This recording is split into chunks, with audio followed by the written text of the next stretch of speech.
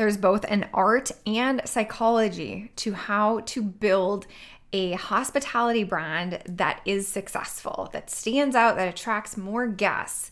Watch this video to learn some of the secrets to building a hospitality brand that will differentiate your hotel, vacation rental, or resort, increase your average daily rental price that people are willing to pay, and repeat stays, repeat customers. I'm taking you behind the scenes of one of my favorite clients to date. The brand is called Freewyld and is launching this summer of 2023 in Idyllwild, California, with plans to expand to new locations very soon. And I'm going to show off the steps that we have been taking to build a distinctive, compelling brand.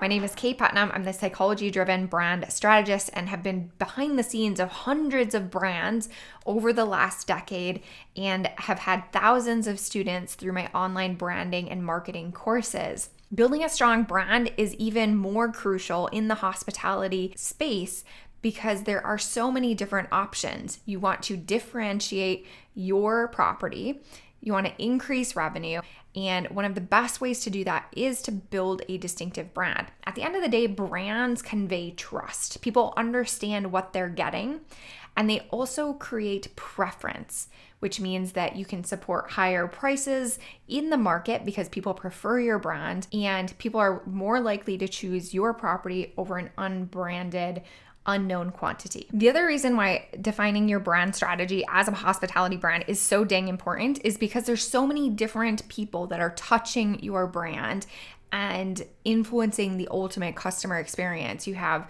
any customer service, you have all of the communication that goes on between guests, you have your listings wherever you're listing, whether that's on an OTA or your own website for direct booking, whatever it is, there's lots of different touch points, plus the property itself that people come into contact with over the course of their relationship and their experience with you. And if you don't get clear on what your brand strategy is, then all of those different touch points can feel really disjointed. So the first thing that we did with Freewyld is I sat down with the founder, Eric, and discussed what experience, what impact he wanted his brand to have so that we could create that cohesion and consistency across all of the different touch points. I want to recreate this for people as far as that feeling of being connected to nature, being surrounded by people you love, and then being inspired by the space that we're in. How do we inspire people to put the phone down and get back to the things that make us feel human, like make us feel natural and connected to the world and to each other? So we talked about who was staying in the Freewyld properties and came down to this key message. How can we inspire more moments that matter? Because ultimately that is the brand experience that we are creating through Freewyld. How can we help people disconnect from their always on digital lifestyles and reconnect to what matters, whether that's themselves, the people that they're traveling with nature, etc. And it's important that you understand how you're different from other options in the market, both in tangible and intangible ways. What are the parts of the property experience that are going to be memorable for people? And how are you going to stand out in this increasingly competitive, crowded market? Like we want unique experiences because that's what's different from a hotel. But we also want the consistency of a hospitality brand. How do we know what is on brand for Freewyld and what isn't? So start here first. Next, even though we're talking about a hospitality brand, I love to use brand archetypes. Brand archetypes connect us to universal human values. So by understanding what your hospitality brand is, helps you shape the overarching experience and emotion that people attach to the experience they have with you. The Freewyld brand is a mix of the explorer and the creator brand archetypes. And when people come into contact with Freewyld, they feel adventurous, elevated. They understand that we're design forward, curated. These are words that they would use to describe the brand. And then more than just an accommodation, what are the points of view that your brand stands for? What is the messages that you want to convey to the market more than we have X number of beds and a hot tub, or whatever your amenities are. What are the actual magnetic messages that are going to pull people into your brand so that they're proud to be a part of your community? I want to serve people that are seeking those unique experiences that create stories that connect each other, right? And I think people who are inspired by architecture, design, the level of thought that goes into everything, instead of just a regular coffee machine, it's like an experience. Like every part of it is an experience. And because we have all of these different team members that are coming into contact and acting on behalf of the brand, what is the internal culture that you want to create within your team? Anybody that's being the brand. Once you understand that foundational brand strategy, you can start to convert this into outward facing cues. How is your brand going to communicate? What are your brand vocabulary? What are words and phrases that you use or don't use? What are the brand stories that you're going to tell again and again? And what are the content themes that are going to show up in your marketing? Finally, we can start to look at the actual design of your brand identity. Your property design is a crucial element of the visual assets of the brand, but you're also going to have things like print materials or your direct booking website, or even just the listing that you have on Airbnb, VRBO, or other OTAs. And it's important to decide in advance how you want your brand to show up. What are the types of images that you're going to use? Does your property have a logo? This can be a really great way to connect people to the business and to the brand. What are the colors that you use in these different touch points and assets? Are there any accents or textures? What are the fonts that show up? Again, what are the image style that you're going to use and image style that you're not going to use? All of these decisions communicate this larger subconscious psychological impression that we want people to have with your property, with your brand. And deciding it in advance makes everything else that we're about to talk about even easier. So the next thing that we did once we understood the persona, the key messages, the positioning in the market, and so on, is we engaged a really talented identity designer to actually design the logos that you saw on that design page. And we had a couple different concepts, and this was the end result that we ended up going with.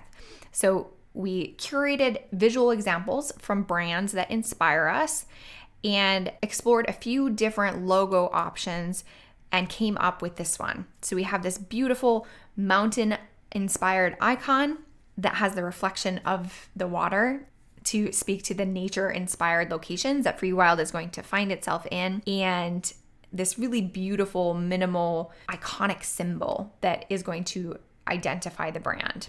This is mixed with this incredible font, which was inspired by the shapes and forms that you find in nature. So it's a perfect fit for the visual identity of the brand. And then it's always nice to have sub logos or other alternate icons or marks as well. So things that you might find like on a t-shirt or on a social media graphic or on a hat or other merchandise. And then again, we're making these decisions about what fonts are going to communicate the personality and the identity of the brand, along with the colors. And then we're exploring all of the ways that all of these visual decisions are going to come together in different touch points. So we might potentially have a business card for the founder. We may have letterhead if we are communicating with our vendors, or perhaps sending a thank you letter to people that stay on property. Maybe you sell merch or you have items on property that reinforce that brand identity. And then maybe you have a social media presence where you are showing off your brand, not only just showing off, again, the space, the four walls that you're inviting people to stay in, but what is the experience that they're going to have with you?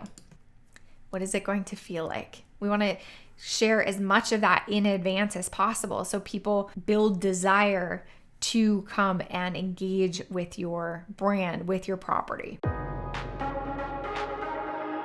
And then unique to hospitality and physical brands that occupy a physical space, we also have the opportunity to shape the actual design of the property itself to reinforce these same messages that we are cultivating in our online visual brand.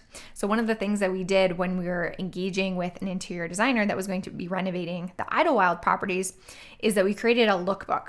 Now, this lookbook isn't the final design decisions. We actually got work back from the designers themselves, but it's not my work, so I'm not going to share it here in this video.